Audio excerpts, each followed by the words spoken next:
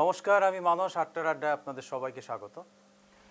এখন নির্বাচনের একটা হাওয়া বইছে চারদিকে। হাইলাকান্দি জেলায় আগে ছিল 3টি বিধানসভা কেন্দ্র। আমরা আজকে হাইলাকান্দি জেলা নিয়ে চর্চা করব। হাইলাকান্দি, আলগাপুর এবং কাটলিছড়া 3টি বিধানসভা কেন্দ্র ছিল, কিন্তু কেন্দ্র পুনর্বিন্যাসের পর এবার হয়েছে 2টি বিধানসভা কেন্দ্র। আগে ছিল হাইলাকান্দি, আলগাপুর এবং কাটলিছড়া, এখন হয়েছে হাইলাকান্দি, আলগাপুর, কাটলিছড়া, মানে 2টো বিধানসভা কেন্দ্র হয়েছে। সাবেক 3টি বিধানসভা কেন্দ্রেই কিন্তু রয়েছেন এআইডিএফ এর বিধায়করা। নির্বাচনের উত্তাপ, জোটের অঙ্ক, প্রার্থীর লড়াই আর জনতার মুড সব মিলিয়ে প্রশ্ন একটাই, বিধানসভা নির্বাচনে কে হাসবে শেষ হাসি? বিধায়কদের রিপোর্ট কার্ড কি বলছে? ক্ষমতার দখল নিতে কার চাল সবচেয়ে শক্ত? মাঠের লড়াইয়ে কে এগিয়ে আর কে পড়ছে চাপে? ভাগ্য নির্ধারণের এই লড়াইয়ে শেষ কথা বলবে কে? কি বলছে এআইইউডিএফ? স্টুডিওতে আমাদের সঙ্গে রয়েছেন হাইলাকান্দির প্রাক্তন বিধায়ক এআইইউডিএফ এর আনোয়ার হোসেন লস্কর, রয়েছেন এআইইউডিএফ এর আইটি ফ্রন্টের চেয়ারম্যান ফরহাদ আলী, এবং হাইলাকান্দিতে রয়েছে আমাদের প্রতিনিধি নীলোৎপল দেব। আমি প্রথমে স্টুডিওতে চলে যাচ্ছি আমাদের প্রাক্তন বিধায়ক হাইলাকান্দির আনোয়ার হোসেন লস্করের কাছে। আনোয়ার বাবু, আপনাকে স্বাগত আমাদের এই অনুষ্ঠানে। একটা কথা বলুন, যে এই যে কেন্দ্র পুনর্বিন্যাস যে হলো, হাইলাকান্দি, কাটলিছড়া, আলগাপুর 3টে বিধানসভা কেন্দ্র ছিল আগে, এবার হয়েছে 2টো, হাইলাকান্দি, আলগাপুর এবং কাটলিছড়া একসঙ্গে হয়ে গেছে। এতে কি মনে হচ্ছে আপনার ওখানের এবারের যে দল, আপনি তো একসময় এআইডিএফ এ ছিলেন, যে দল এআইডিএফ এর 3জনেরই ওদের এমএলএ রয়েছে, কি মনে হয় আপনার ওখানে কাজ হয়েছে, উন্নয়ন হয়েছে, জিততে পারবে এআইডিএফ? কিছুই নাই ভাই। আমি যখন ছিলাম তখন যা কিছু হাইলাকান্দিতে কাজ হয়েছিল, ওই সমষ্টিতে আর ভালো করে কোনো কাজই দেখা যায় না। আর বাকি 2 সমষ্টিতে ওরা মুখে সব কিছু বলে, কাজের মূলে কিছু নেই, সব কমিশন রাজ, সিন্ডিকেট রাজ, এটাই চলছে। বিধায়কদের এইটাই লাইন। আচ্ছা, বিধায়করা কোনো কাজই করেনি আপনি বলতে সব কমিশন রাজ চলছে, সিন্ডিকেট রাজ। তো ওখানে জনতা নিশ্চয়ই খুব অসন্তুষ্ট এবং অসন্তুষ্ট, পুরা অসন্তুষ্ট। আচ্ছা, ফরহাদ রয়েছেন এআইডিএফ এর পক্ষ থেকে, কি বলবেন আপনি? না দেখেন, আপনার বরাক ভ্যালির মানুষ বিগত সময়ে আমাদের এআইডিএফকে গত 15টা বছর তো এআইডিএফের নামে ভোট দিয়েছেন। এআইডিএফের ছবিতে অনেক মানুষ এমএলএ হয়েছেন ওখানে। আর যারা নাকি আমাদের প্রার্থিত্ব নিয়ে তা ওখানে কন্টেস্ট করেছিল, তারা যথেষ্ট যোগ্য ছিল, মানুষও অ্যাকসেপ্ট করেছিল, তাদেরকে ভোট দিয়েছিল, তারা জিতছেন, তারা মানুষকে সেবা করছেন। তো এখন কথা হলো যে বিগত সময়ের আমাদের যে স্ট্যান্ডিং 3টা এমএলএ, আমরা দেখছি যে তাদের যেটা স্ট্যান্ড, বর্তমান পলিটিক্যাল স্ট্যান্ড খুবই খারাপ, খুবই আমরা খুব দুঃখিত যে বরাক ভ্যালির মানুষ এআইডিএফকে ভোট দিয়েছিল। এআইডিএফের নামে ভোট নিয়ে তারা আজকে মানুষের সাথে গাদ্দারি করেছেন। আপনি স্বীকার করছেন তার মানে আনোয়ার বাবুর? না, এটা হলো কথা কি, যে দেখেন উন্নয়নের কথাটা, তারা একজন এমএলএ যদি বিধায়ক হওয়ার পরে তারা কিছু আপনার ডেভেলপমেন্টের কাজে তারা কমিশন, যে বলছি কমিশন নিতে হলে তো কাজ করতে হবে। কমিশন নিতে হলে আপনার সরকার থেকে ওইখানে পুঁজি নিতে হবে, পুঁজি ব্যবহার করলেই না তাদের কমিশন বের হবে। এখন কথা হলো যে তারা যদি কমিশন নিয়েছেন যথেষ্ট, তবে কাম করেছেন, আর কমিশন নিয়েছেন, এআইডিএফকে ছাড়ছেন, এআইডিএফের বিরুদ্ধে তারা কথা বলছেন, তার জন্য জনতা কিন্তু খুব তাদেরকে খারাপ পেয়েছে।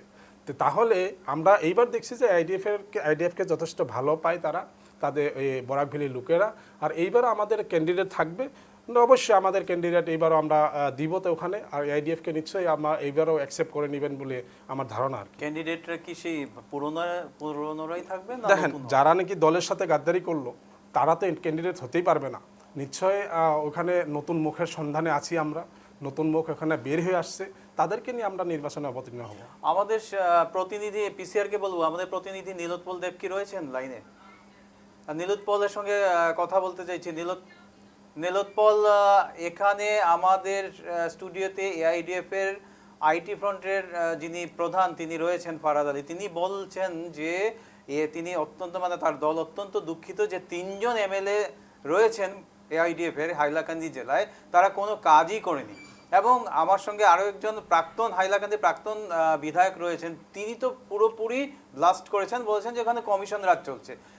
নীলোৎপল, কি বলবে তুমি এ ব্যাপারে? নিশ্চিতভাবে দেখা যায় যদি তিনজন এমএলএ হাইলাকান্দির ছিলেন, তিনটা সমষ্টি ছিল ডিলিমিটেশনের পূর্বে, এবং এখানে ছিলেন আলগাপুরের বিধায়ক নিজামুদ্দিন চৌধুরী, হাইলাকান্দিতে জাকির হোসেন লস্কর, এবং আমরা যদি কাটলিচড়ার বিধায়ক ছিলেন সুজামুদ্দিন লস্কর। কিন্তু ওদের রিপোর্ট কার্ড যেরকম স্টুডিওর থেকে বেরিয়ে আসছে, যে একজন বলছেন যে ওরা কমিশন রাজ করছেন, এবং ইউডিএফ এর পক্ষ থেকে বলা হয়েছে কাম করেছেন তাই তো কমিশন নিচ্ছেন। তাহলে কমিশন নেওয়াটা কি এটা কি আইনসঙ্গত কথা, এটাই আমি বুঝতে পারছি না। কিন্তু প্রথম কথাটা হলো যে এখানের আম জনতা কি বলছে এটা আমি দেখানোর চেষ্টা করব। দাদা, আমি এখানে অনেক পলিটিক্যাল পার্টির লোকেরা আছেন, এখানে এনজিওর লোকেরা আছেন, কিন্তু আমি প্রথম একদম আম জনতা একজনকে জিজ্ঞেস করতে চাই, পলিটিক্সের লোকে আপনার কোনো ধরনের এফিনিটি নাই, কিন্তু সম্পর্ক নেই, কিন্তু আপনি কি বলবেন হাইলাকান্দি 3 বিধায়ক সম্পর্কে? বিগত 15-20 বছর যাবৎ এই হাইলাকান্দি জেলার 3টি বিধানসভায় ইউডিএফের দখলে আছে। তো এই ইউডিএফের দ্বারা যে কোনো উন্নয়ন জেলাবাসী বা শহরবাসী দেখতে পারেননি, বা একটা ইটও কোনো উন্নয়ন কাজে ব্যবহৃত হয়েছে বলে আমরা মনে করি না। তাই এই 3জন বিধায়ক একদম অকর্মণ্য, এদের দ্বারা কোনো কাজ হয় না হাইলাকান্দিতে। স্বয়ং মুখ্যমন্ত্রী এসে বলে গিয়েছেন। আমি তোমাকে একটু সময় দাঁড় করাচ্ছি নীলোৎপল। আমি পিসিআর কে অনুরোধ করব, হাইলাকান্দির কিছু ভিজুয়ালস আমাদের কাছে আছে, পিসিআর যদি সেটা দেখায়।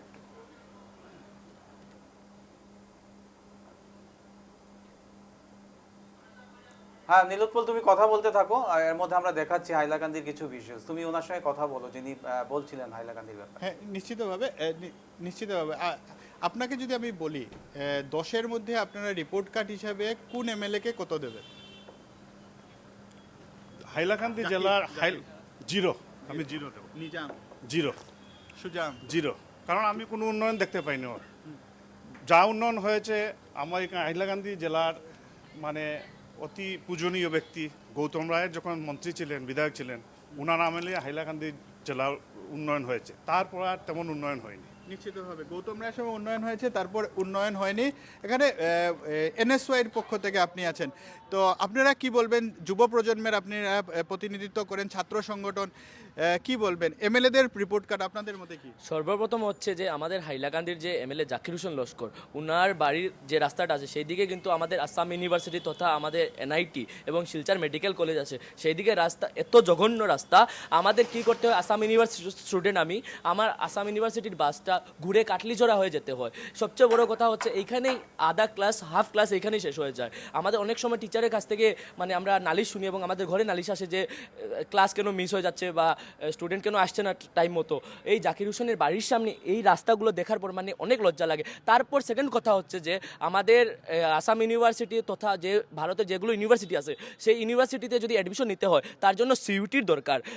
কমন ইউনিভার্সিটি এন্ট্রান্স টেস্ট বলে একটা এন্ট্রান্স টেস্ট আছে, সেইটার জন্য সিইউটি সেন্টার আজ পর্যন্ত আমাদের হাইলাকান্দি অনেক ছাত্র সংগঠন আছে যারা মেমোরেন্ডাম দিয়েছে এবং এমএলএর কাছে দাবি জানিয়েছে, কিন্তু এমএলএ একটাও সিইউটি সেন্টার একটা আমাদের জন্য, আমাদের হাইলাকান্দির ছাত্রদের জন্য একটা সিইউটি সেন্টার এনে দিতে পারেননি। সেইটা হচ্ছে সবচেয়ে বড় লজ্জাজনক বিষয়। ছাত্রদের জন্য কোনো কিছু করা হয়নি, এবং 3জন এমএলএ একজন অকর্মণ্য বিধায়ক বললে আমি ভাবি যে 3জন বিধায়ক কোনো কামেরই না, ছাত্রদের জন্য কোনো কাজ হয়নি, এবং জনসাধারণত কি বলবো আর সেটা বলার কোনো কথাই নেই। নিশ্চিতভাবে এখন যদি আমি তোমাকে বলি 100-র মধ্যে কত দেবে জাকির হোসেনকে? 100-র মধ্যে আমি 0ই দিচ্ছি, কোনো কাজ নেই। নিজামুদ্দিনকে? নিজামুদ্দিনকেও 0 দেওয়ার দরকার, কারণ উনার আলগাপুরে অনেক স্কুল আছে যেখানে টিচার রীতিমতো স্কুলেই যান না। মানে কি, আমি এমএলএর খুব ক্লোজ মানুষ, আর সুজামুদ্দিন লস্করের আমি কথা আর বলবোই না, বলার কোনো দরকারই রাখছি না, ওনাকেও আমি 0 দিচ্ছি। নিশ্চিতভাবে 0 পাচ্ছেন। হাইলাকান্দির 3 এমএলএ আম জনতার তরফ থেকেও 0 পাচ্ছেন। এখানে এনএসওয়াইয়ের সদস্যরা ছিলেন, ছাত্র একজন ছিলেন, উনিও বলছেন যে 3 বিধায়ক রীতিমতো 0। 3 বিধায়কের মধ্যে একটা জিনিসই সমান আমরা দেখতে পাচ্ছি, সেটা হচ্ছে তারা সবাই 0 স্কোর করছেন। আমরা আরও সদস্যরা আছেন যাব, এখানে এনজিওর সদস্যরা আছেন। আপনারা কিভাবে দেখেন যে আশা করে ভোটদান করা হয়েছিল হাইলাকান্দির? আমি একটা তোমাকে একটু সময় দাঁড় করাচ্ছি। আমি পিসিআর কে বলবো একটু গ্রাফিক্সটা দেখাও। হাইলাকান্দি জেলার যে এই কেন্দ্র পুনর্বিন্যাসের পরে যে গ্রাফিক্সটা হয়েছে সেটা একটু দেখাতে অনুরোধ করব। হাইলাকান্দিতে কেন্দ্র পুনর্বিন্যাসের পরে জেলায় রয়েছে দুটো বিধানসভা কেন্দ্র, হাইলাকান্দি এবং আলগাপুর কাটলিছড়া। হাইলাকান্দি মোট ভোটার প্রায় 2,20,000, হিন্দু ভোটার আনুমানিক 1.5 লক্ষ, আর মুসলমান ভোটার আনুমানিক 70,000। বর্তমান বিধায়ক জাকির হোসেন লস্কর, তিনি এআইডিএফ এর বিধায়ক।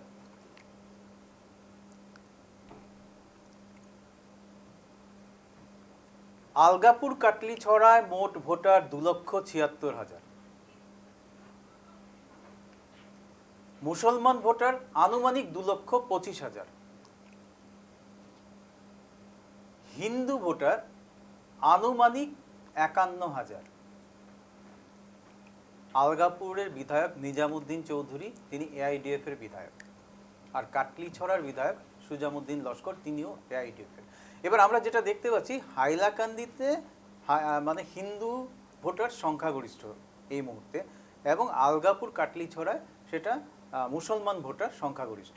আমি আবার নীলোৎপলের কাছে চলে যাব। নীলোৎপল, ওখানে যারা রয়েছেন তাদের মধ্যে তুমি একজন এনজিওর কারোর সঙ্গে কথা বলছিলে, তিনি কি বলতে চাইছেন? হাইলাকান্দির উন্নয়নটা কেন পিছিয়ে পড়েছে? শুধুমাত্র বিধায়কদের গাফিলতির জন্য, না অন্য আরো কোনো কারণ আছে? নিশ্চিত হবে, ওদের কাছ থেকে আমরা জানতে চেষ্টা করব। হাইলাকান্দির উন্নয়নহীন হাইলাকান্দি বলা হচ্ছে, 3 জন যারা বিধায়ক আছেন তাদের রিপোর্ট কার্ড শূন্য বলা হচ্ছে। তা আপনারা কি বলেন, কি আশায় আপনারা ভোটদান করেছিলেন, আপনারা পেলেন কি?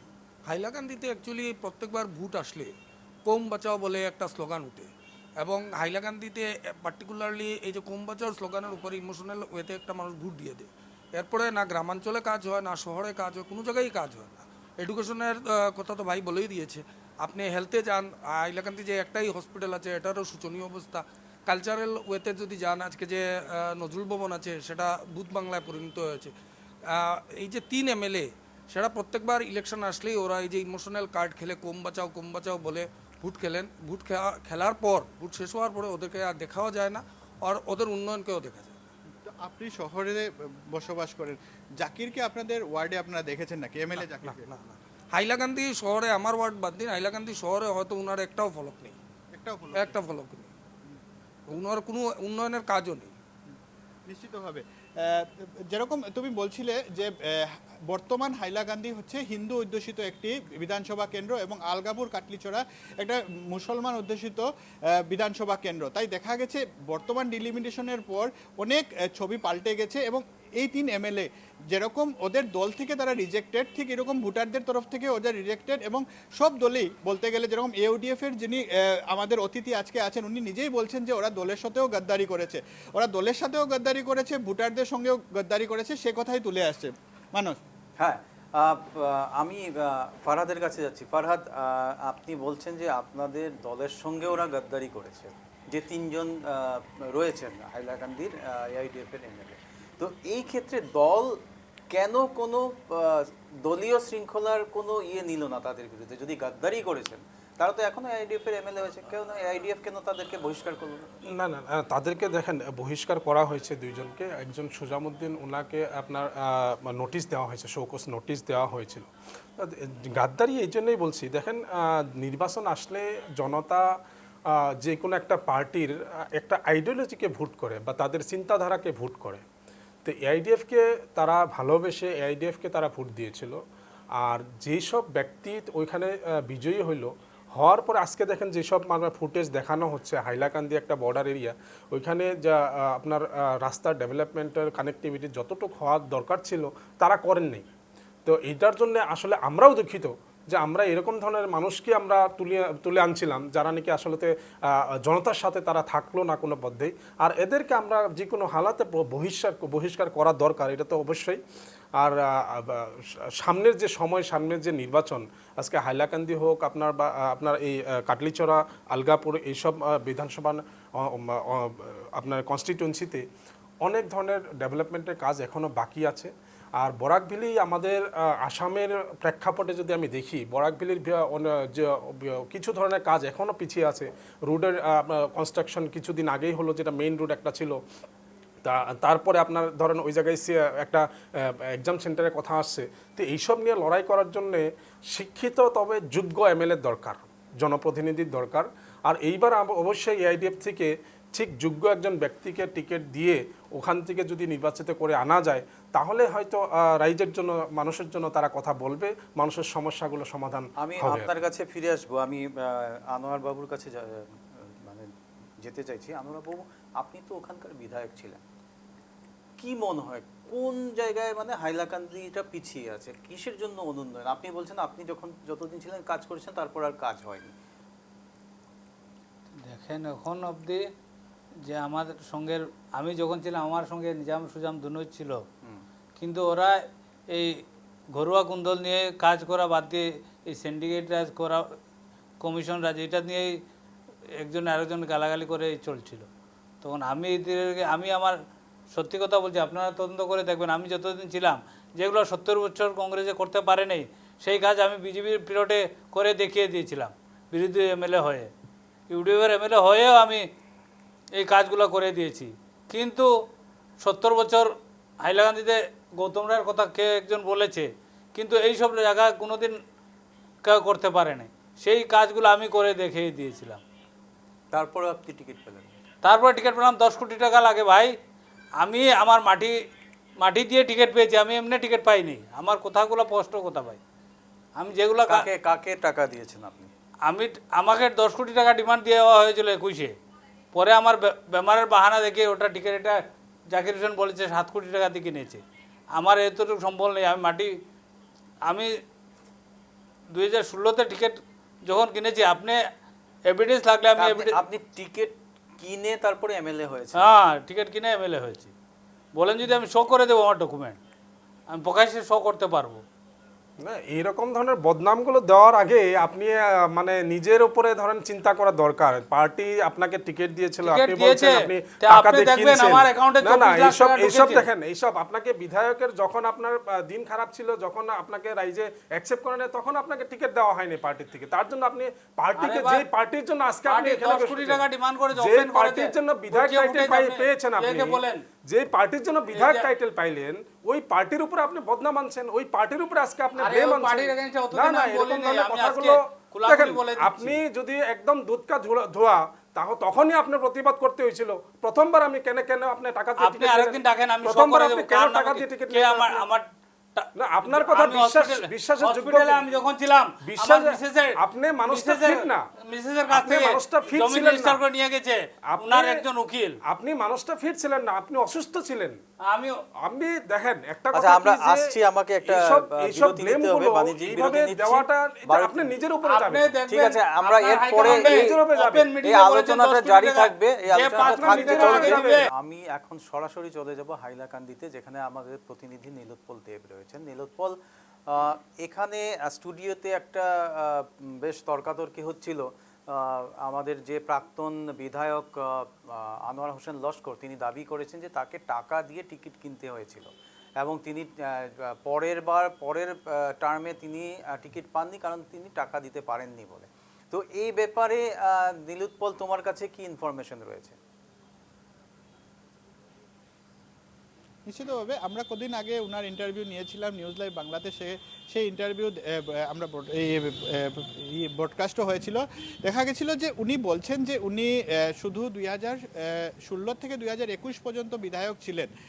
আনোয়ার হোসেন লস্কর বলছেন যে 2016 সালে উনি যে টিকিট পেতে উনাকে খরচ করতে হয়েছে, সরাসরি বলছেন যে বদরুদ্দিন আজমলকে উনাকে টাকা দিতে হয়েছিল। উনি বলছেন যে 2021-এর পর উনি যখন অসুস্থ হয়ে যান, তখন উনার টিকিট অনিশ্চিত হয়ে যায় এবং সর্বশেষ যেটা লোকসভা ইলেকশন হলো, সে সময় তিনি কংগ্রেসে যোগদান করেছিলেন এবং কংগ্রেসেও ভূপেন বরা, যিনি সে সময়ের প্রদেশ কংগ্রেস সভাপতি ছিলেন, উনিও ওনার কাছ থেকে নগদ 3 কোটি টাকা চেয়েছিলেন। তাহলে অত্যন্ত দেখা গেছে যে উনি একটা এরকম অভিযোগ তুলছেন যা নিশ্চিতভাবে একটা বিতর্ক এখানে টেনে আনতে পারে এবং বলা হচ্ছে আমরা হাইলাকান্দির যারা আমরা হাইলাকান্দি বিধানসভা চক্রের কথা যদি দেখি 2016 থেকে 2021 সাল পর্যন্ত আনোয়ার হোসেন লস্কর এখানের বিধায়ক ছিলেন, 21 থেকে 26 পর্যন্ত জাকির হোসেন লস্কর বর্তমানের বিধায়ক। কিন্তু উন্নয়নের ক্ষেত্রে হাইলাকান্দি অনেক পিছপড়া, অনেক পিছিয়ে আছে। আমরা যদি আরেকটা ফিগার দেখি, পুরো হাইলাকান্দি জেলাকেই নীতি আয়োগের তরফ থেকে দেশের 112টি সবচেয়ে পিছিয়ে থাকা জেলার মধ্যে শনাক্ত করা হয়েছে বা এটাকে সিলেক্ট করা হয়েছে। তাহলে দেখা যায় যে হাইলাকান্দি জেলা স্বাধীনতার পর থেকে এখানে মন্ত্রী পেয়ে গেছিল। অল্প আগে একজন বলছিলেন যে গৌতম রায় ছিলেন, গৌতম রায় উন্নয়ন করেছেন। এর আগে শহীদুল আলম চৌধুরী হাইলাকান্দির থেকে মন্ত্রী ছিলেন, আব্দুল মহিম মজুমদার প্রয়াত উনিও এখানের মন্ত্রী ছিলেন। কিন্তু নীতি আয়োগের নিরিখে হাইলাকান্দি সবচেয়ে পিছিয়ে থাকা একটা জেলা। দেশের 112টি জেলার মধ্যে সবচেয়ে পিছিয়ে থাকা জেলা হচ্ছে হাইলাকান্দি। তাহলে হাইলাকান্দির রাজনৈতিক নেতারা এখানে কতখানি কাজ করেছেন সেটা এই তথ্যই প্রকাশ করে। বর্তমান দেশের সবচেয়ে পিছিয়ে থাকা 112টি জেলার মধ্যে হাইলাকান্দি একটা জেলা।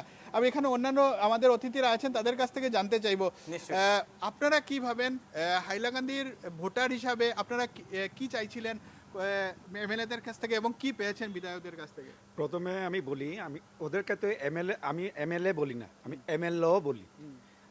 আর ওদের যে আজ 5 বছরের যে কাজগুলো আমার যে কোনো দেখিনি, ফলক হাইলাকান্দি দেখতে পাই টাউনের ভিতরে। টাউনের কথা মানে কি বোঝাতে জলের সমস্যা আছে, যেগুলো যে মুখ্য সমস্যা হাইলাকান্দি টাউনে, এটা নিয়ে কথা বলে। সিভিল হসপিটাল এমএলও মানে কি?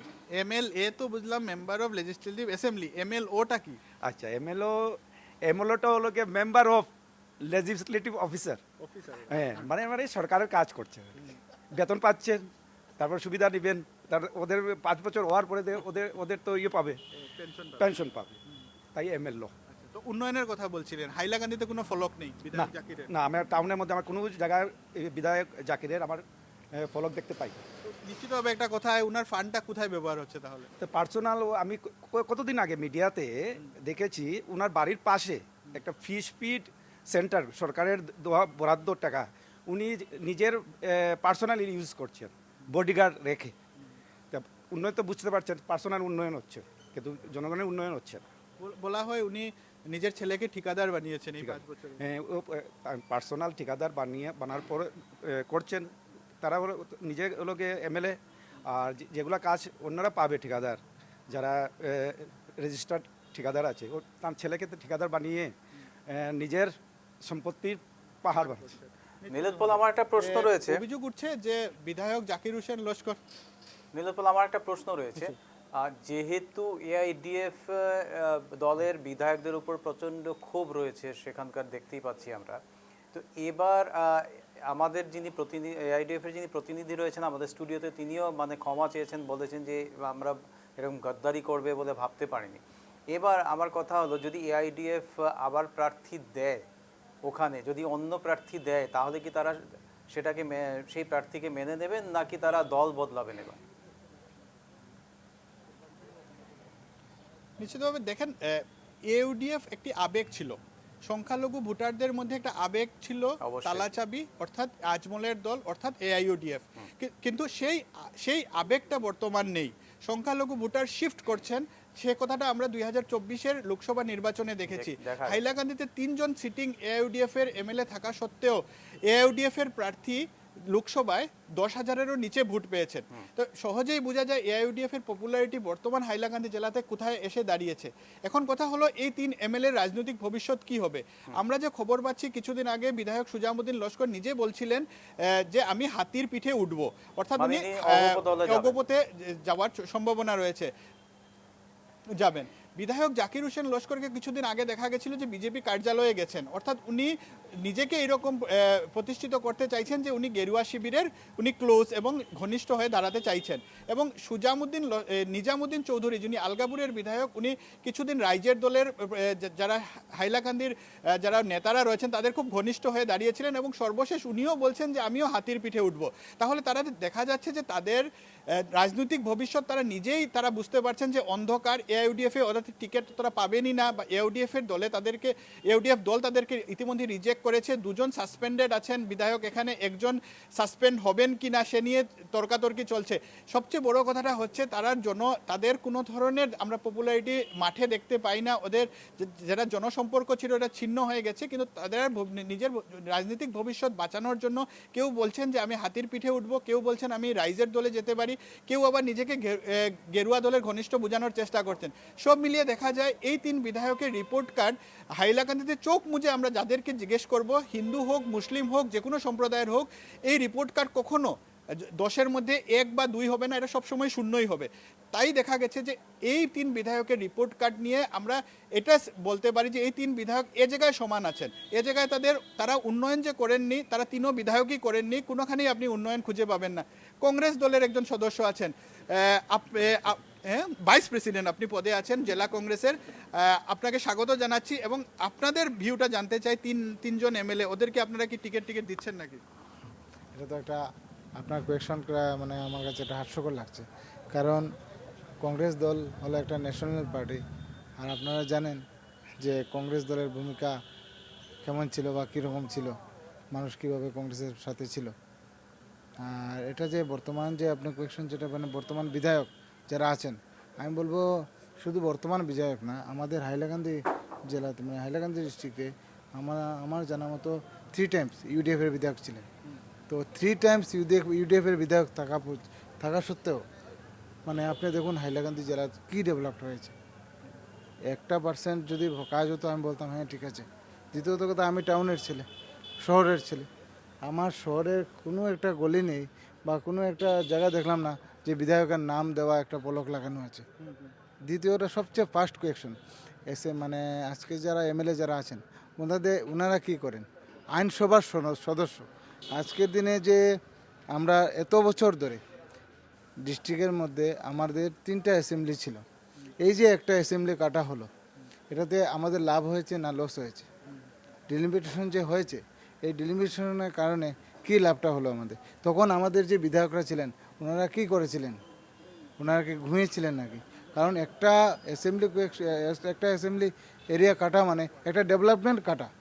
আজকে যে ফান্ডটা আসতো, এই ফান্ডটা কিন্তু এখন আসবে না।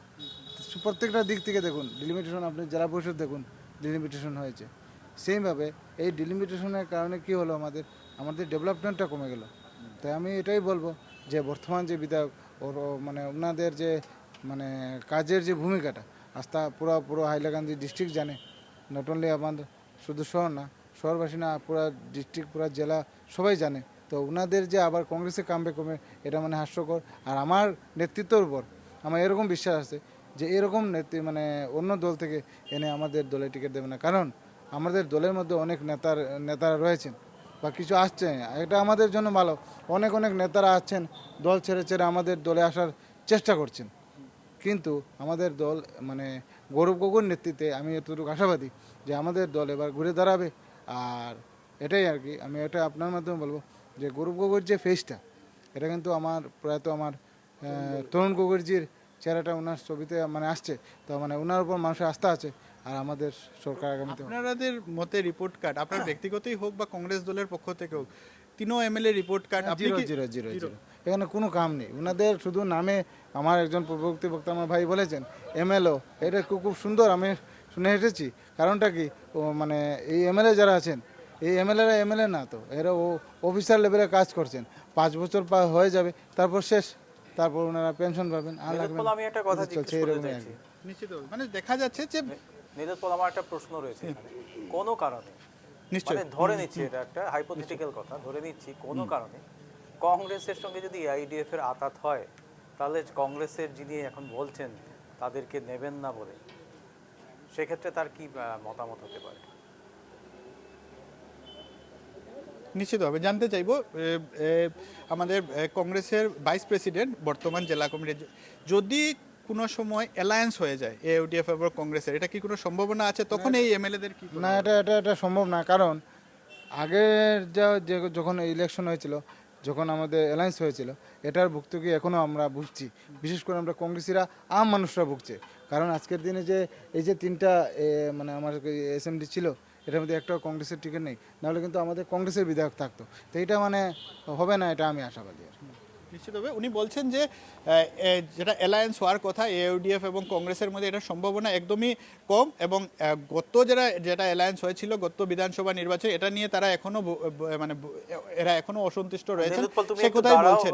সব আমি- মিলিয়ে এই কথাটা আমরা সেফলি আমি স্টুডিওতে যাচ্ছি, তুমি একটু সময় দাঁড়াও। স্টুডিওতে ফারহাদ, আপনি আমার একটা প্রশ্ন আছে আপনাকে।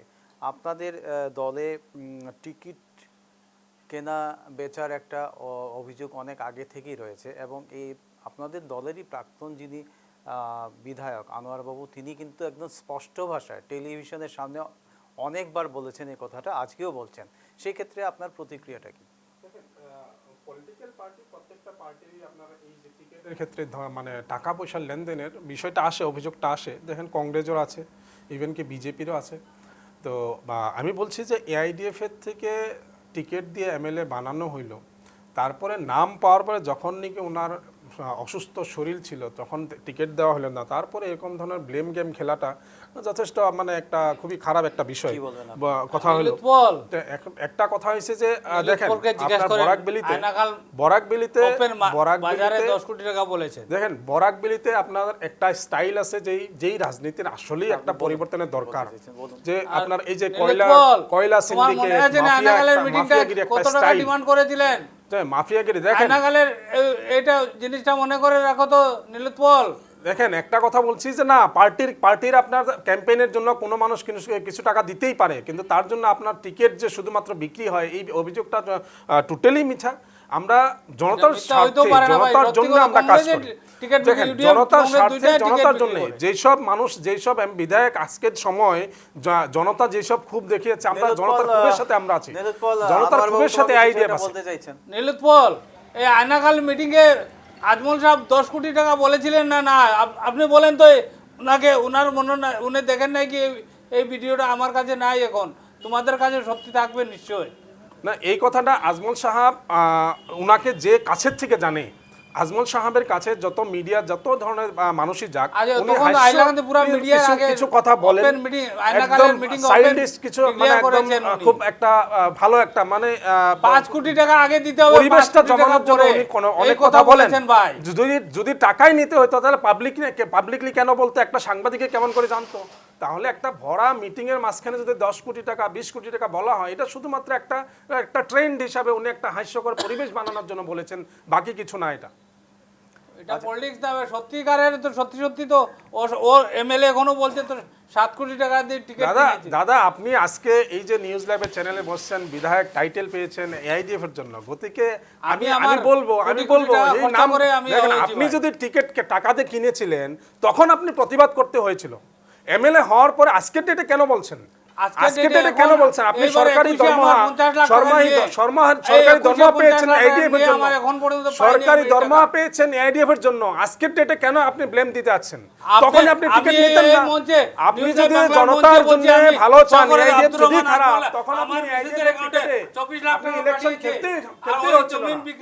আপনি এআইডিএফ এর টিকিটে ইলেকশন খেলার দরকারই ছিল না। আজকের ডেটে আপনি ব্লেম যেটা দিচ্ছেন, তখনই আপনি টিকিট নিতেন না কোনো পদ্ধতি। আপনি জনতার হকে বলছেন, জনতার মানুষ, এআইডিএফ খারাপ দল, এটা যদি বলছেন তখন আপনি এই বিধায়ক কেন হইলেন এআইডিএফ এর টিকিটে? না, এটা তখন আপনি বলছেন আমি কাজ করেছি পাবলিকের জন্য, কাজ করেছি, তখন আপনি টাকা দিয়ে নিয়েছেন, আপনি করাপশন করেছেন। টাকা তো আপনাকে উঠাইতে হবে না, টাকা তো আপনি উঠাইছেন। কত 10 কোটি টাকা দিয়েছিলেন, 10 কোটি টাকা আপনি কোন জায়গা থেকে কালেকশন করলেন?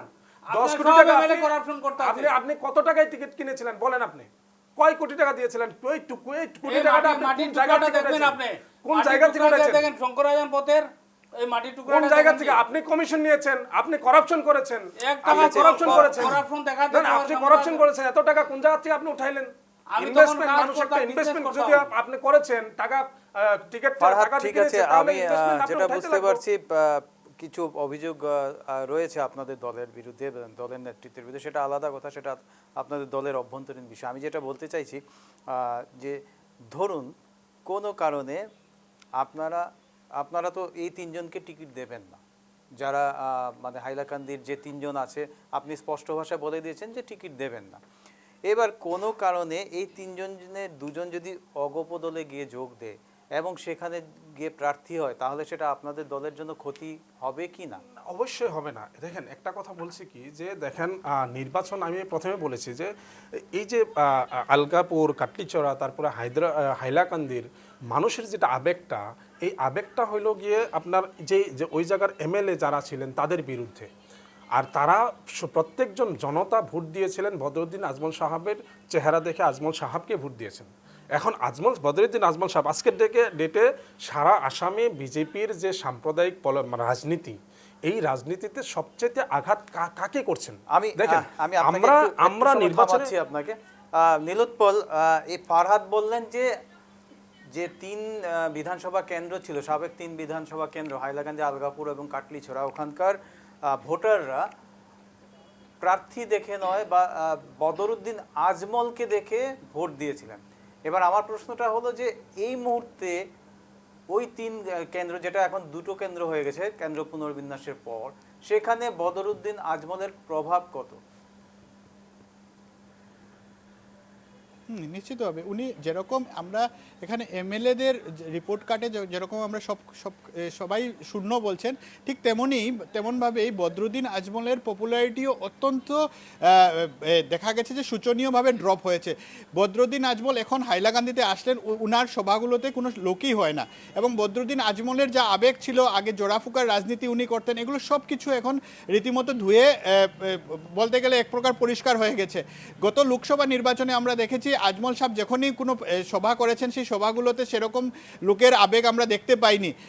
যেরকম পপুলারিটি ড্রপ করেছে হাইলাকান্দি 3 এমএলএর বা বিধায়কের, ঠিক তেমনভাবেই এআইইউডিএফ এর সভাপতি বদরুদ্দিন আজমলেরও পপুলারিটি ড্রপ করেছেন। উনি প্রায় 10 লক্ষ ভোটে ধুবড়িতে পরাজিত হয়েছিলেন, সে কথাও আমাদের মনে রাখতে হবে। তাই দেখা গেছে যে শুধু হাইলাকান্দির 3 বিধায়কের নয়, যাকে এআইইউডিএফ এর সুপ্রিমো বলা হতো, সেই সুপ্রিমো বদরুদ্দিন আজমল আজকে খুঁজে পাওয়া যাচ্ছে না, এবং বোরাকে উনার এখন আগমন, এটাকে কোনো কেউ এত বেশি প্রাধান্যই দেয় না যে বোরাকে আজমল কোন দিন আসছেন কোন দিন যাচ্ছেন, সে বিষয়ে এখন কোনো ধরনের কারোর মাথা ব্যথা নেই। উনি সুপ্রিমোর যে স্ট্যাটাস ছিল, সেই সুপ্রিমো স্ট্যাটাস রীতিমতো উনি হারিয়ে ফেলেছেন।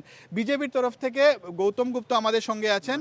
তো আপনি কি দেখেন, ভারতীয় জনতা পার্টি কি দেখে কটা সিট পাবে হাইলাকান্দিতে বিজেপি এবার? দেখুন, আমাদের 91-এর পরে এখানে বিজেপি কোনো জয়ী হতে পারেনি। আর এবার আমাদের হাইলাকান্দিতে ডিলিমিটেশন হয়েছে, যেখানে 2টো সিটের মধ্যে একটা সিট তো শিওরই, আর একটা আলগাপুর কাটলিয়া সিটও এবার জিতবে বলে আমরা ধরে নেওয়া হয়েছে। তো বিজেপি কীভাবে, এমএলএরা কতখানি কাজ করেছেন? দেখুন হাইলাকান্দি, দেখুন আমরা তো হাইলাকান্দি এমএলএ ফান্ডের কোনো কাজ কোনোখানে দেখতেই পাই না। আর তাছাড়া মুখ্যমন্ত্রীর সাথে ওরাই বেশি সম্পর্ক রাখে, আর ওরা মুখ্যমন্ত্রীর কাছ থেকে কাজ এনে বিক্রি করে, যেটা আমরা শুনি। আর এটা আমাদের কোথায় মানুষের যেটা অভিযোগ পত্রিকাতে আমরা দেখি, যার জন্য ওদের কোনো ভূমিকা দেখছি না। তাছাড়া দেখুন, গত যেটা লোকসভা নির্বাচন হয়েছে, আমাদের হাইলাকান্দি আর শ্রীভূমিতে মিলিয়ে প্রায় 2 লক্ষ ভোট মুসলিম ভোট বেশি ছিল। তার মধ্যে কৃপানাথ মালা জয়ী হয়েছে 17,000 ভোট বেশি পেয়ে। আপনারা এখন বুঝতে পারছেন যে হাইলাকান্দি আর করিমগঞ্জে মুসলিমরাই আমাদের বিজেপির পক্ষে আছে। তার জন্য আমরা আশা করছি হাইলাকান্দি 2টা সিটই জয়ী হবে বিজেপি। মানে আপনি বলতে চাইছেন যে আলগাপুর কাটলিজোড়া যেহেতু মুসলিম ভোটার, সংখ্যালঘু ভোটার অধ্যুষিত, তাতেও দেখা যাবে যে বিজেপি জয়লাভ করবে 100 বার, এটা আমরা ধরে নিতে পারছি। এবার এটা আশা করছি এটা জয়ী হবে। জাকির হোসেন লস্কর, আপনি উনার ভোটার বলতে হবে হাইলাকান্দি, যেহেতু আপনাদের বাড়ি, উনার রিপোর্ট কার্ড আপনি কিরকম দেখেন? দেখুন মানে হ্যাঁ নিশ্চয়ই। নীলোৎপল, গৌতম গুপ্তকে আমার একটা প্রশ্ন আছে, যে উনি বলছেন যে আলগাপুর কাটলিছড়াও বিজেপি জিততে পারবে। আমার প্রশ্নটা হচ্ছে যে ওখানে সংখ্যালঘু ভোটারের সংখ্যা কিন্তু 2,20,25 হাজারের মতো হবে, এবং বাকিটা হিন্দু ভোটার। তো কিভাবে উনি আশা করছেন যে সংখ্যালঘুরা কি নিশ্চয়ই বিজেপিকে ভোট দেবে ওখানে?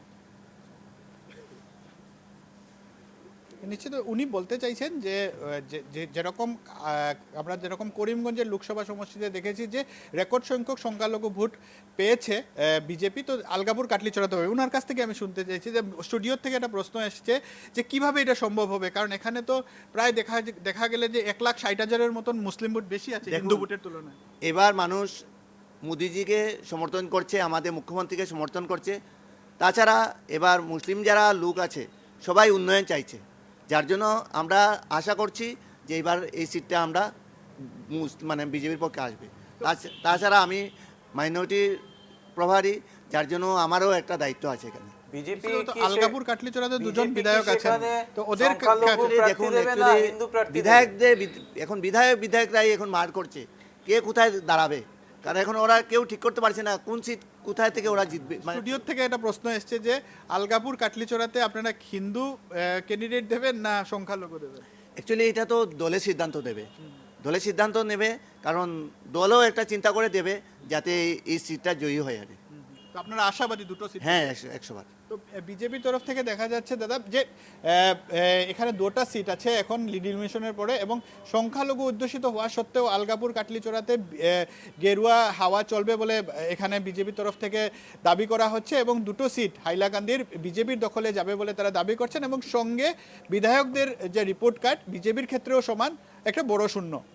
তো কি আশা করছেন হাইলাকান্দির আর আলগাপুর কাটলিছড়া জনতা? কাকে আশা করছেন ওই জায়গা থেকে? তোমার সঙ্গে যারা রয়েছেন তারা কাকে চাইছেন, কোন দলকে প্রার্থী হিসাবে? নিশ্চিত কারণ এর আগে এগুলো AIDF এর দুর্গের মতো ছিল। সাধারণ ব্যক্তি আছেন, নিশ্চিত। আপনার স্টুডিও থেকে প্রশ্ন হচ্ছে যে ইউডিএফ দুর্গ ছিল, তিনটাই জিতেছে ইউডিএফ, এখন ইউডিএফ বলতে গেলে ওরা অস্তিত্ব হারিয়ে ফেলছে, তো এখন কি হতে পারে ভাবেন? দুটো সিটি বিজেপি জিতবে, 121 122 বিজেপি। ইউডিএফ কংগ্রেস জীবনেও আসতে পারবে না, আসার কোনো সম্ভাবনা নেই। মানুষ উন্নয়নের স্বার্থে হিমন্ত বিশ্ব শর্মার সঙ্গে আছেন, প্রধানমন্ত্রীর সঙ্গে আছে, এটাতে কোনো আর মানে কথা বলে লাভ নেই। বিজেপি আসবেই, হাইলাকান্দিতে দুটো সিটেই বিজেপি আসবে এবং বিজেপি মানে বিপুল সংখ্যক ভোটে জিতবে নিশ্চিত হবে। কংগ্রেসের ভাইস প্রেসিডেন্টকে আবার জিজ্ঞেস, কংগ্রেস ওরা বলছে বিজেপি দুটোই আসবে, কি হাইলাকান্দি দুটো সিট বিজেপি পাবে বলছেন, আপনাদের কি আশা? না, এটা দেখুন, আমরা আগে থেকে বিজেপি যেও বলুক না কেন, কারণ মানুষ এবার উন্নয়ন দেখবে, আর মানুষ একবার এই যে ধর্মের সুরসুরি দিয়ে রাজনীতি এটা শেষ। ইউডিএফ আর বিজেপি বলুন, এই যে ধর্মের রাজনীতি এটা শেষ হয়ে গেছে। এখন মানুষ ডেভেলপমেন্টের রাজনীতি চায়, আর মানুষ দেখেছে তো আমরা প্রয়াত তরুণ গগৈ, আপনারাও দুটো জিতবে? হ্যাঁ, উনি বলছেন কংগ্রেস বিজেপি দুটো থেকে দাবি করা হচ্ছে দুটো সিট জিতবে। উনি বলছেন যে এখন লোক ডেভেলপমেন্ট চায়, উন্নয়ন চায়, তো কংগ্রেসের সময় তো সেই উন্নয়নটা ছিল না হাইলাকান্দিতে, তো উন্নয়নটা তো এখন বিজেপির আমলেই হচ্ছে। তো কি তার মানে কি বিজেপি কি চায়, উনি পরোক্ষভাবে বলতে চাইছেন? উন্নয়ন চায় মানে কি? না, আমি ওনাকে সেই প্রশ্নটা করব যে, তো আমি জিজ্ঞেস করা হচ্ছে যে উন্নয়ন, যদি সঠিক উন্নয়নটা তো কংগ্রেসের সময়ও হয়নি আমরা দেখেছি, তাই এত পিছ পড়ে আছে, তো এবার কিভাবে উন্নয়ন হবে? তাহলে এটা ভুল, কারণ কংগ্রেসের সময় যদি উন্নয়ন হয় না, তাহলে আপনি বলুন কি উন্নয়ন হয়নি। আজকে যে মানে বর্তমান বিজেপি সরকার যা করছে প্রত্যেকটা জিনিস কিন্তু কংগ্রেসের দান। আজকে আপনি ধরুন মনরেগা যেটা বিজেপি যেটা করছে, এই যে জব কার্ডের কতজন মানে গ্রামের মানুষকে কাজ দেওয়া হয়েছিল, 100 দিনের কাজ দেওয়া হয়েছিল, এরকম এখন যেটা মানে অরুণোদয় দেওয়া হচ্ছে। আগে এটা ছিল বৃদ্ধ ভাতা, ভাতা সব কিছুই ছিল। এখন বর্তমান যে মানে গভর্নমেন্ট আসার পর গভর্নমেন্ট তার ইয়েতে কাম করছে। কংগ্রেস যখন ছিল, কংগ্রেসের মধ্যে মানুষ এভাবে ছিল, কারণ একটা সরকার যদি বেশি বছর থাকে তার একটা ইনকনসিস্টেন্সি আছে। স্টুডিওতে আমাদের সঙ্গে রয়েছেন AIDF এর আইটি ফ্রন্টের চেয়ারপারসন ফারহাদ আলী। ফারহাদ, আমার একটা প্রশ্ন রয়েছে আপনাকে। এই যে ধরুন হাইলাকান্দি এই কেন্দ্র পুনর্বিন্যাসের পর হাইলাকান্দি হয়ে গেছে হিন্দু সংখ্যাগরিষ্ঠ একটা কেন্দ্র, বিধানসভা কেন্দ্র, আর আলগাপুর কাটলিছড়া হয়ে গেছে আপনার মুসলমান সংখ্যাগরিষ্ঠ কেন্দ্র। এবার আমার প্রশ্নটা হচ্ছে, আপনারা যদি হাইলাকান্দিতে কোনো প্রার্থী দেবেন বলে মনস্থ করেছেন কি আপনারা? না, এখন দেন আমাদের AIDF দলের নীতি এরকম না যে হিন্দু আর মুসলিম, আমরা তো নিষ্পেষিত জনতার জন্য আমরা কাজ করা একটা দল। তো হাইলাকান্দিতে বিগত সময় MLA ছিল, আজকের সময় হিন্দু ভোটার ওখানে বেশি, আর আমরা দলের থেকে বলা হইতেছে যে 35 সিটে আমরা কন্টেস্ট করব, আর 35 সিটের লিস্টে হাইলাকান্দিও আছেন। তো আমাদের যদি 35 সিটেই কন্টেস্ট করতে হয়, অবশ্যই ওখানে ক্যান্ডিডেট থাকবে, আরও যদি লাস্ট পর্যন্ত যদি ক্যান্ডিডেট আমরা না দিই, তবে ওই জায়গায় একটা সেকুলার পার্টি যারা নিরপেক্ষ দল বিজেপির বিরুদ্ধে যে লড়াই করবে, তো ওনাকে আমরা টিকিটটা, সেই ধর্মনিরপেক্ষ দলটা কে কে হতে এখন পারে দেখেন, আপনাদের মাথায় কে ওটা রয়েছে? আপনার সময় সাপেক্ষে ওটা বোঝা যাবে। এখন পর্যন্ত আমরা এটা ডিসিশনে আসি নাই, তবে থাকবে আমরা বিজেপির বিরুদ্ধে যেহেতু লড়াই করতেছি, তো বিজেপির বিরুদ্ধে একটা ওই জায়গায় আমাদের স্ট্যান্ড থাকবে, অবশ্যই একটা দলীয় স্থিতি ওখানে থাকবে। আনোয়ার বাবু, আপনি 5 বছর বিধায়ক ছিলেন হাইলাকান্দির, তারপর কোনো একটা কারণে, সেটা রাজনৈতিক হোক, আপনার ব্যক্তিগত কারণই হোক, আপনি রাজনীতি থেকে আপনাকে একটা মানে যাকে বলে কর্নার করে দেওয়া হয়েছে। এবার আমার প্রশ্নটা হলো যে আপনি হাইলাকান্দিতে বা আলগাপুর কাটলিছড়া কেন্দ্রে আগামী নির্বাচনে কি হতে পারে বলে মনে করেন? আমি তো যা দেখতেছি, একটু আগে আমার কংগ্রেসের ভাই বলেছিল যে নীলোৎপলও জানে, কিন্তু এই যতগুলো কাজ কংগ্রেস করে গিয়েছে, এই এখন মাননীয় মুখ্যমন্ত্রী এটা ইমপ্লিমেন্টেশন করতেছে। এই ডিলিমিটেশন যেটা করছে, 3টা সিট কাটিয়ে 2টা বানাইছে, এটা ডিউ টু কংগ্রেস আগে করিয়া গেছিল। এই কংগ্রেসের ফলে মাননীয় মুখ্যমন্ত্রী এখন এটা ইমপ্লিমেন্টেশন করলো, ভালো কাজ করছেন তাই। এটা আগে কংগ্রেসে করিয়া গেছে, মুসলিম মানুষে ডিপ্রাইভ করতে করে আগে ভাগ করতে পারছে না কংগ্রেসে। এখন তো কংগ্রেসের একই দান্দা, ওরা মুসলিমরে ছাড়া আর চলতে পারবে না। মুসলিম নেই আর ওদের সাথে, এখন হিন্দুও নেই, মুসলিম সরে যাবে কংগ্রেসের সাথ ছেড়ে। না, আমার প্রশ্নটা ছিল যে আপনি হাইলাকান্দি এবং আলগাপুর কাটলিছড়াতে কি দেখছেন, কি হতে পারে এখন তো হওয়ার তো দেখেন, আমি বলছি যদি কোনো কংগ্রেস ইউডিএফ ছাড়া কোনো পার্টি যদি বিনা পয়সা আমাকে টিকিট দিয়ে, আমি গিয়ে খেলতে প্রস্তুত আলগাপুর কাটলিছড়া। আপনি আবার খেলবেন? আবার খেলবো আমি। নীলোৎপল, আমি এই প্রশ্নটা করতে চাইছি তোমাকে। উনি বলছেন যে কংগ্রেসের সঙ্গে কেউ নেই, মুসলমানও নেই, হিন্দুও নেই, কি বলবে তুমি? নিশ্চিত উনি কদিন পূর্বে নিউজ লাইভ বাংলাকে একটা ইন্টারভিউ দিয়েছিলেন, সেখানে তিনি বলছিলেন যে এবারের ইলেকশনের পর আসাম কংগ্রেস মুক্ত হয়ে যাবে। আমরা যদি দেখি, যারা ট্রেডিশনাল সংখ্যালঘু ভোটার ছিলেন, এরা এআইইউডিএফ থেকে শিফট করেছেন, এবং এই শিফট ভোটিং প্যাটার্নটা কংগ্রেসের দিকে যাবে না রাইজোর দল বা অন্যান্য দলের দিকে যাবে, সেটা সময় বলবে। আমার সঙ্গে একজন হাইলাকান্দির একজন সাংবাদিক আছেন, ওনার কাছ থেকে জানতে চাইব, আহমদ মুসা। তো আপনারা কি দেখেন সাংবাদিক হিসাবে, আপনার দৃষ্টি এটা দেখতে চাইছি, পদক্ষেপটা এই আপনার এই অবজারভেশনটা দেখতে চাইছি। As a journalist I have to impartial. এরপরেও আমি কাজ করার চেষ্টা করছি তিনও বিধায়কের সাথে। যখন আশা উদ্যমে উৎসাহে তিনও বিধায়ককে নির্বাচিত করা হলো, তখন আমরা চাচ্ছিলাম যে লোকাল জার্নালিস্ট হিসাবে গঠনমূলক তাদের সাথে যদি কোনো কাজ করা যায়। কিন্তু 1 বছর যেতে না যেতেই আমি একটা দূরত্ব ফিল করলাম তাদের সাথে। বিভিন্ন সময় তাদেরকে আমরা স্টুডিওতে ডাকিয়ে কাজের খতিয়ান এইসব জিজ্ঞাসা করেছিলাম, কিন্তু ওরা আসেই না, রেসপন্সই দেয় না। আর আরেকটা কথা হচ্ছে গিয়ে, 3 বিধায়ক তো পরের কথা, জনপ্রতিনিধি হিসাবে তাদের যে কথোপকথন অশ্লীল, মানে কিছু খারাপ কথাবার্তাগুলা সোশ্যাল মিডিয়া ছড়িয়েছে 3 বিধায়কেরই, ফোনালাপ যেগুলো, তো সেখান থেকে ভোটাররা কিন্তু খুবই মর্মাহত হয়েছেন যে জনপ্রতিনিধি হিসাবে এই ধরনের কথাবার্তা সোশ্যাল মিডিয়ায় কোনো ধরনের মানে কোনো অবস্থাই কাম্য নয়। আর যদি আপনি গোড়ার কথা যান, তাহলে দেখবেন যে এআইডিএফকে যখন হাইলাকান্দির মানুষ স্বাগত জানিয়েছে, আশা উদ্যমে আজমল সাহেব এসেছেন, প্রচুর মানুষ, তখন সেখানে একবার কিন্তু 3টা সিট এআইডিএফ বিধায়করা পেয়েছিলেন। তখন আমরা আজমলকে প্রশ্ন করেছিলাম, আপনি এত হুজাইতে এতগুলা দালান, এতগুলা হসপিটাল তৈরি করলেন, হাইলাকান্দিবাসীর জন্য আপনি কি গিফট দিয়েছেন? 3জন বিধায়ক আপনাদের। তো উনি তখন বলেছিলেন যে কি চাই, আমি বলেছিলাম একটা মেডিকেল কলেজ চাই। সেখান থেকেই কিন্তু এই যে 10 কোটি টাকার যে একটা টিকেটের রফা দফা প্রকাশ্যে যে টিকিট বেচা কেনার মাত ছিল, এই শুক্রবার সেখানে, হ্যাঁ, তারপর প্রকাশ্য সবাই যেভাবে হলো, এটা সবারই জানা, টিকেটের লেনদেন, সেটা খুবই দুর্ভাগ্যজনক।